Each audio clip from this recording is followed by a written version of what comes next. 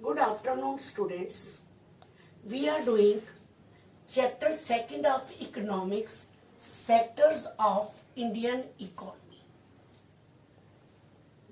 Today, our topic is GDP, gross domestic product. The value of final goods and services produced in all three sectors during a particular year provides the total production of the sector for that year is called GDP of a country.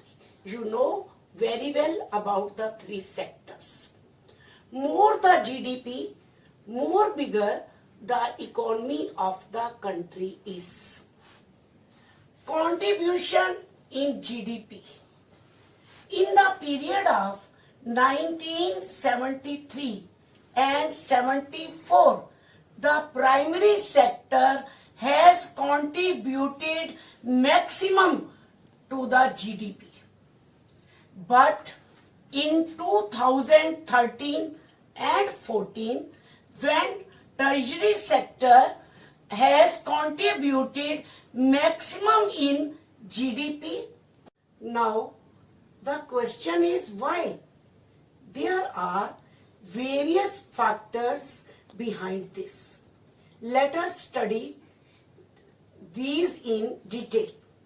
So, first factor is development of agriculture and industry leads to the development of services such as transport, trade, storage and banking. Second, the greater the development of the primary and secondary sectors, more would be the demand for such services. Now, comparison in primary, secondary and tertiary sector. Primary sector.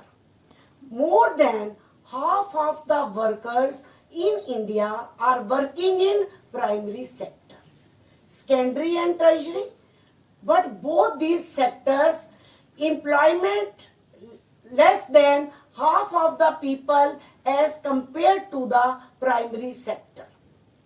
Primary sector contributes only a quarter of GDP, and secondary and tertiary, these sectors produce 4/5 of the product. Now, next is disguised unemployment.